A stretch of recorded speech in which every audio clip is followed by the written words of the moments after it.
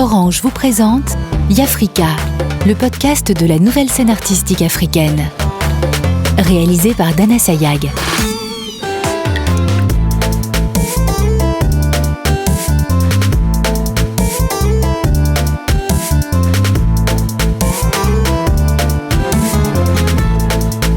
Dans cet épisode, nous allons découvrir les portraits de Bibata Maïga, danseuse, de Black Charles, DJ, et de la peintre Lilia Dargouts. Partons au Mali pour faire la connaissance de la danseuse Bibata Maïga.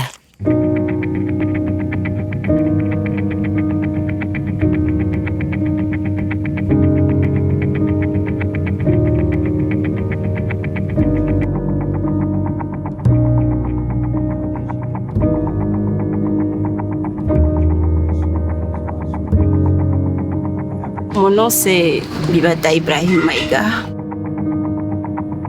Je suis artiste, danseuse professionnelle.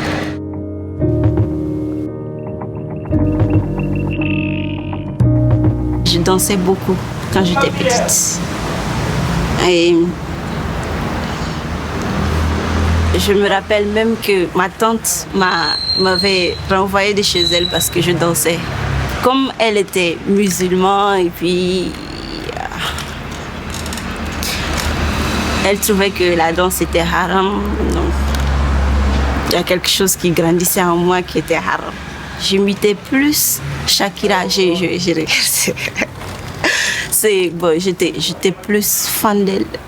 J'aimais surtout la fluidité de son corps. Et j'ai commencé, je me suis réveillée avec une souplesse que les gens trouvaient bizarre, anormale. Et je me retrouvais en elle et je l'imitais, j'essayais de l'imiter. Mes parents ils m'ont toujours trouvée folle. Donc, mon père, lui, il dit que tout ce que je peux faire, ça ne va pas l'étonner. Et des fois, il se réveillait tard la nuit, 2h du matin, il me retrouvait en train de danser. Je peux danser toute la nuit. Et le matin, je suis toujours la première debout, prête pour aller à l'école. Il y a eu un moment dans ma vie où j'ai arrêté de danser publiquement. Parce que plus je grandissais, plus je devenais encore plus timide. Et je ne sais pas pourquoi, peut-être la société et ses interdictions et tout. Donc c'est ce qui fait que je dansais la nuit. Je passais la nuit à danser à la maison, je dansais tout le temps à la maison.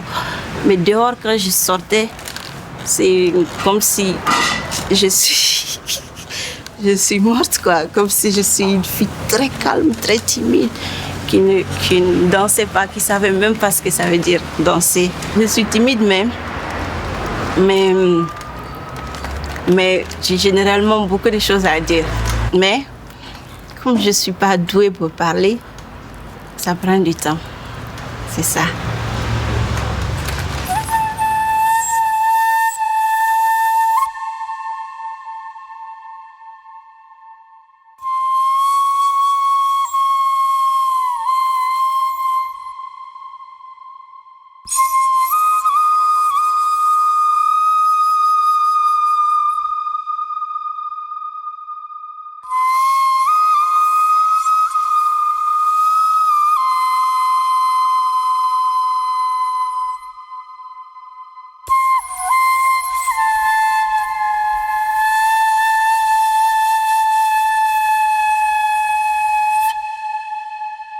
Quand j'étais à l'école et que j'avais de bonnes notes, tout le monde me félicitait.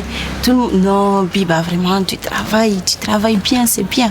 Mais au conservatoire, j'avais de très très bonnes notes aussi. J'étais parmi les meilleures, mais je ne recevais pas de félicitations, bravo, je ne recevais rien de la famille. Et personne ne me demandait à l'école comment ça va. Mais mon grand frère, par contre, qui faisait la médecine, chaque fois on lui disait « Ah, vraiment, bravo. » J'avais un objectif et il fallait que je l'atteigne pour prouver aux parents et à toutes les personnes qui pensent que la danse, ce n'est pas un métier, que c'est un métier et que je sais ce que je fais.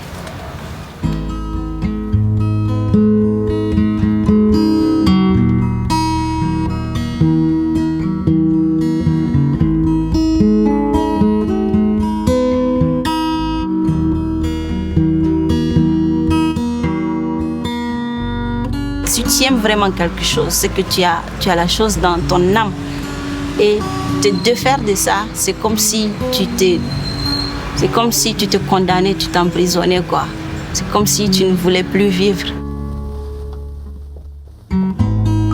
Moi, je trouve que la danse, l'art, tout ça, là, c'est dans mon âme, quoi. C'est ancré. C'est pour ça que je dis que j'ai pas choisi la danse. C'est elle qui est venue me choisir.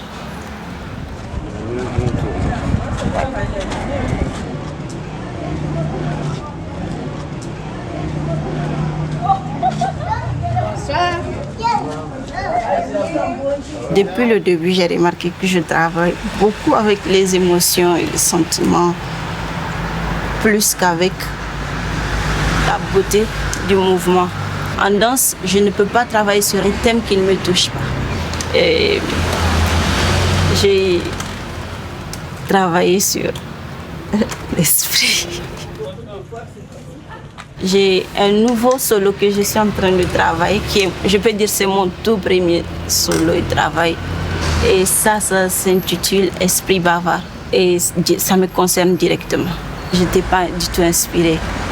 J'ai cherché, je forçais, j'ai cherché fatiguée. Je ne trouvais pas. Donc, un jour, je suis partie quelque part, un espace où je m'isole très très souvent. Et puis j'ai commencé à écrire mon état. J'ai commencé à réagir bizarrement. Et j'ai tout écrit sur Google. Monsieur Google me montre une maladie.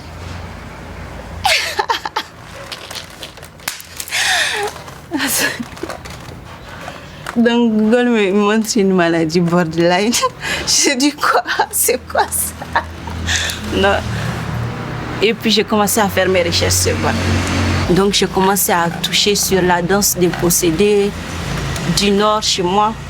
Les gens dansent beaucoup, ils font beaucoup la danse des possédés, qui est aussi une danse d'esprit, ou une danse de guérison, d'initiation. Et j'ai fait des recherches sur ça.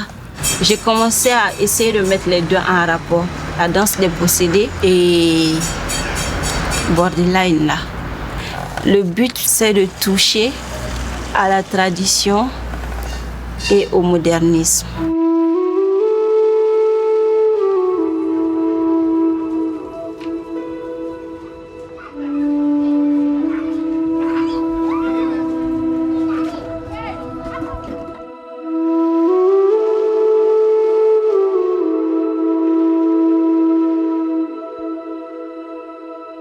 Il y a beaucoup de choses qui sont en train de changer en Afrique, beaucoup de choses. Et on est en train d'évoluer, on part vers autre chose et on s'oublie nous-mêmes. Généralement, j'ai l'habitude de voyager. Quand je danse, je deviens quelqu'un d'autre. Tout devient vide et tout devient silencieux. Tu es dans ton monde, tu voyages, ça je ne sais pas. Si c'est moi-même ou bien c'est quelqu'un d'autre qui me remplace. Je ne sais pas ça.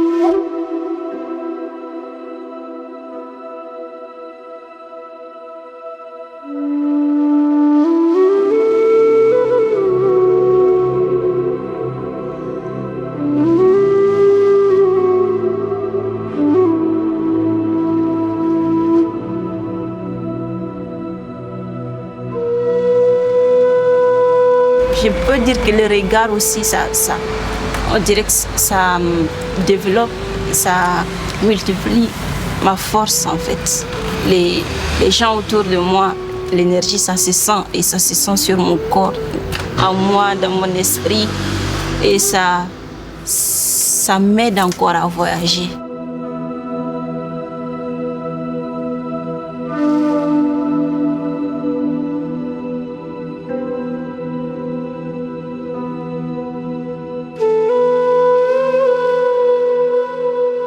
Ici, quand tu es une fille là, que tu as mon âge, chaque fois on te dit quand est-ce que tu vas te marier, quand est-ce que tu vas te marier. Même mes cheveux là, on me dit non, avec tes cheveux là, tu ne vas pas trouver un mari. Je dis c'est bien, c'est bien. Et il y a tellement de filles qui sont courageuses, quoi, qui bossent, qui travaillent dur et qui essayent de montrer autre chose que leur corps, que leur beauté. Et je respire d'abord, après je continue à parler. En fait, les obstacles que j'ai eus, c'est juste les hommes. Parce que eux, ils n'arrivent pas à voir autre chose en une femme que son postérieur et ses nichons. Et ça, je n'aime pas ça. Ça m'énerve.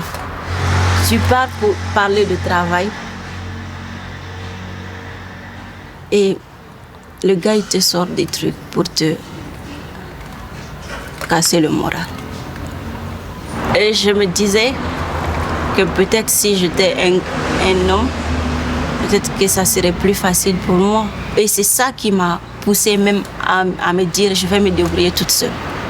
Je n'ai besoin de l'aide de personne, je n'ai besoin du soutien de personne. Il y a forcément quelqu'un qui doit venir changer tout ça là. Mais c'est qui? Peut-être que c'est moi. C'est ce que je me dis. Peut-être que c'est moi. Je ne sais pas. Mais j'espère que j'aurai assez de force, beaucoup de force pour changer ça.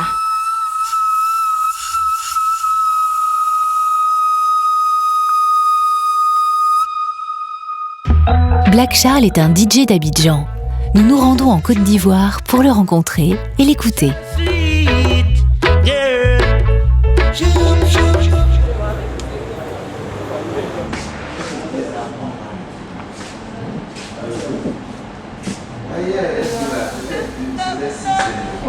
Salut, c'est l'état civil, c'est Charles Tano. Mon nom d'artiste c'est Black Charles. Je suis DJ beatmaker, j'ai 35 ans, je suis ivoirien. J'ai grandi à New York aux États-Unis. Je mixe un peu de tout, mais sinon prédominance hip-hop et house électro. Donc mon premier souvenir, c'était de faire quatre pattes avec mon doudou et écouter les vinyles de mon père, ses collections de funk, de soul, un peu de tout. Mon déclic dans les années 90, fin années 90, au collège avec le hip-hop. Comme tout jeune de l'époque, on voulait rapper. On voulait tous se lancer dans le game. Donc j'ai commencé à apprendre à mixer, les techniques de production. Et c'était bien intéressant jusqu'à ce que je me dise, mais ouais, mais il y a quand même... Je rappe et je fais des trucs sur des sons des autres. Moi, je vais faire sur mes propres sons. Et après, j'ai commencé à apprendre le beatmaking. Et du coup, là, je suis vraiment rentré. C'est devenu ma marque de fabrique. Quand j'ai commencé à écouter de l'électro, c'était avec Daft Punk, avec l'album Discovery, que je trouvais complètement... ça m'a explosé l'esprit parce que justement, à la base, en tant que producteur hip-hop, je suis un sampleur. Genre je prends les vieux sons, je les retravaille et tout. Et Discovery c'était ça. Et j'avais découvert un album qui s'appelle Discovered. Encore, c'est les samples originales de Discovery. Cet album c'est un bijou, je l'ai décortiqué pour voir un peu leur processus créatif de comment prendre un son de soul et de funk et le transformer à devenir par exemple Harder, Faster, Stronger, qui est à la base un morceau de 1976 de Edward Burnson, qui n'avait pas les techniques digitales qu'on a aujourd'hui et tout quoi. Et ça m'a toujours fasciné de me dire mais comment ils ont arrivé à créer ce petit truc qu'on appelle le French Touch qu'on appelle aujourd'hui.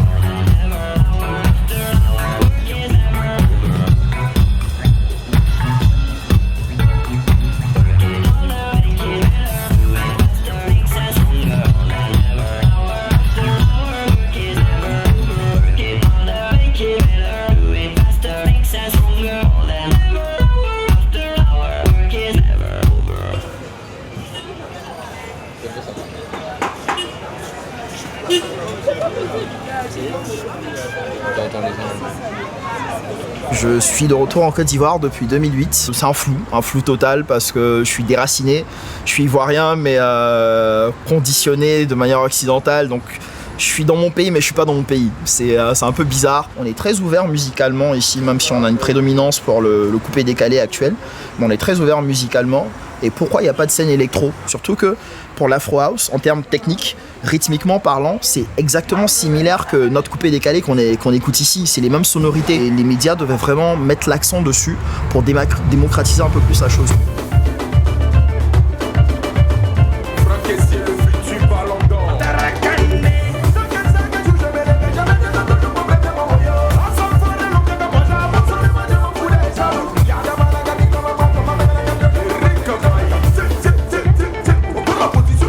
Aujourd'hui, la scène prédominante en Afrique, c'est la scène nigériane. Ils ont les moyens, ils mettent vraiment le paquet pour avoir cette dominance. Mais on s'arrête au Nigeria. Et par exemple, on ne sait pas ce qui se passe au Maghreb, on ne sait pas ce qui se passe en Afrique australe, on ne sait pas ce qui se passe en Afrique du Sud, par exemple. Les Ivoiriens, comme tu dis, ils aiment danser, mais ils aiment danser sur ce qu'ils connaissent. Et j'ai toujours trouvé ça assez marrant, quoi, ce petit côté. Et justement pour l'électro, parce que c'est plus rythmique, sachant que nous-mêmes, on vient d'un héritage assez rythmique en termes de danse, en termes de mouvement.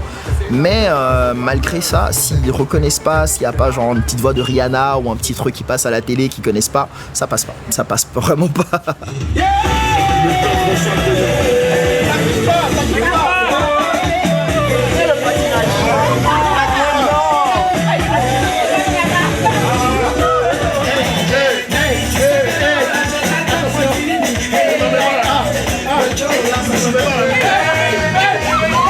Faut savoir lire le public. Faut savoir lire le public. Ça prend du temps pour s'instaurer. C'est pas genre direct tu vas appuyer play et puis tout de suite la soirée va se passer, quoi. C'est genre ça prend du temps. Et une fois, comme je dis, tu commences à avoir 2-3 têtes commencer à bouger, même si les gens ne te connaissent pas, mais entre eux ils vont se dire ah tiens mais ce son il a l'air intéressant et tout, quoi. Là tu te dis ah tiens je les ai. Et tu commences à construire un peu dessus. Et il y a toujours on a toujours des jokers qu'on garde avec nous et tout, quoi. Et quand tu vois que ça se passe, là tu balances le joker. Et du moment, paf, la soirée est partie.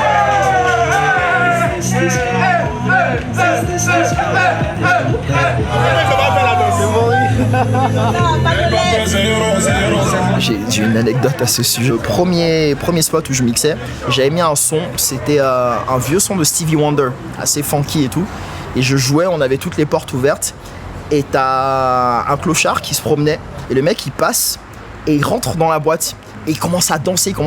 Et t'as le proprio qui vient, un mec un peu très carré et tout, qui fait non, casse-toi. Je dis non, laisse-le. C'est son moment en ce moment, quoi. Laisse-le danser. Et j'ai rejoué le morceau au moins 5 fois. À la fin, il est venu me voir en pleurs. Il fait mec, j'avais pas écouté ce morceau depuis des années. Franchement, merci. Et on a eu une superbe soirée après. Mais moi, genre, j'étais complètement à l'ouest parce que lui, il a fait ma soirée, quoi. Juste ce petit moment. Je préfère vachement, genre, 3 gars qui vont venir vraiment s'éclater à la soirée que genre faire une grosse soirée avec des gars mais qui sont là, qui sont calmes, quoi. Moi, vraiment, c'est cette énergie que je reçois du public et tout, quoi. Genre, je me nourris de ça.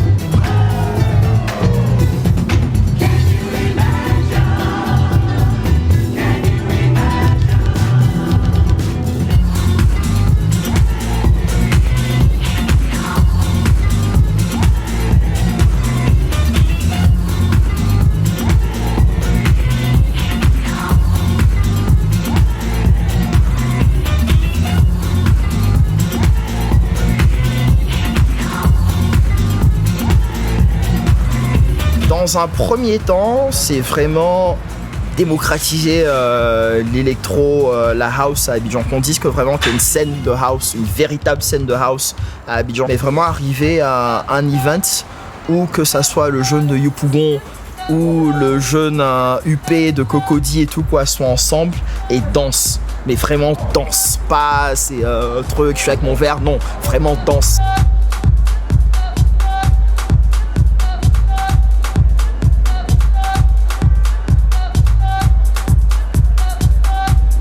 Ça, si j'arrive à faire ça, franchement, j'aurais réussi, quoi. J'aurais réussi mon pari.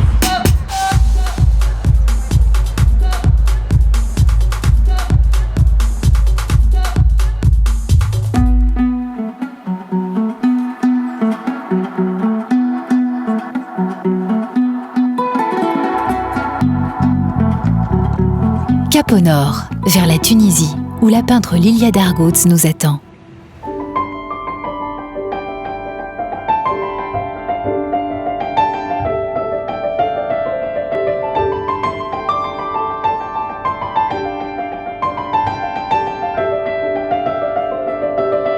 Je m'appelle Lilia Dargout, je suis artiste plasticienne. J'ai grandi en Tunisie et j'ai fait toutes mes études supérieures en France. C'est une chance d'avoir une double culture déjà. C'est un avantage aussi. D'ailleurs, je suis ambidextre. J'écris de la main droite et de la main gauche, à l'endroit et à l'envers, en arabe et en français, automatiquement. Du coup, des écritures, écrire en arabe à l'envers, peut aboutir à des dessins assez originaux. Le dessin fait partie intégrante de mon travail. Il prend même plus de place que la peinture. J'ai commencé à dessiner à l'aveugle, des deux mains, de la main droite et de la main gauche, les yeux fermés. Et je me suis orientée, sans le vouloir, vers le portrait. Le portrait de l'âme et non pas le portrait physique.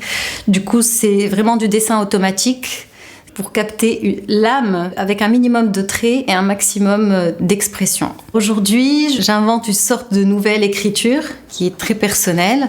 Je reprends le concept de l'écriture dans une forme moderne d'expression esthétique. Je suis dans une vision uniquement instinctive. Je dessine de manière instinctive, je ne réfléchis pas, j'écris de manière instinctive. J'essaye de reprendre ce concept de l'écriture autrement.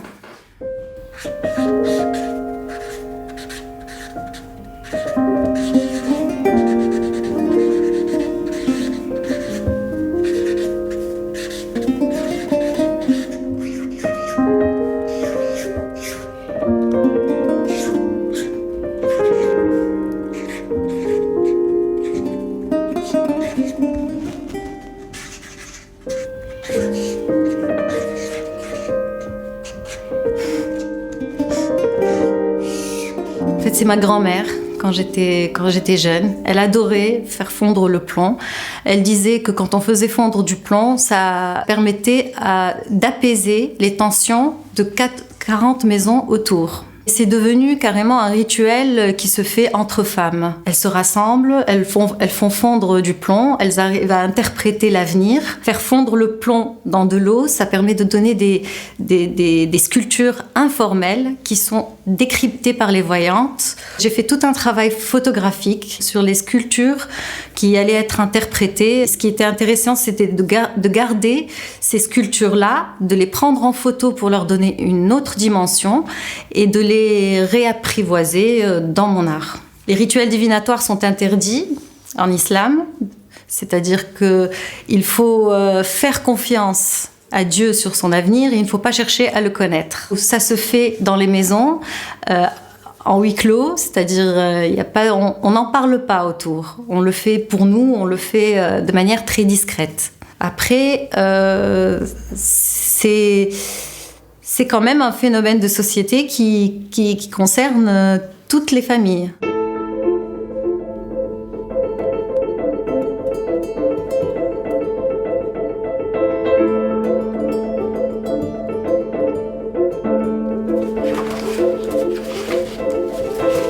Je dessine beaucoup, surtout, même sur du papier mouchoir, sur du filtre à café, parfois sur tout ce qui me tombe sous la main. La majorité des dessins se font en un seul trait. Le dessin commence par un point et le trait se finit en bas.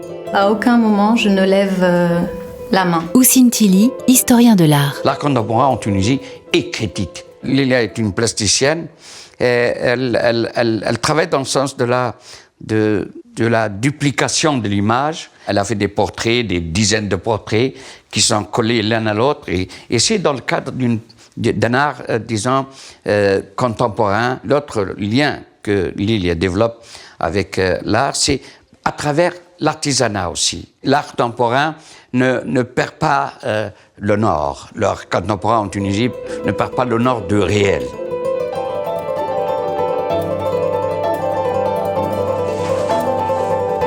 Depuis la Révolution, la Tunisie est en constante ébullition. À la base, tous les Tunisiens sont des artistes. On est vraiment une société qui veut avancer, qui veut développer toutes sortes de nouveaux projets, de nouvelles perspectives pour les artistes. On est dans une phase de reconstruction.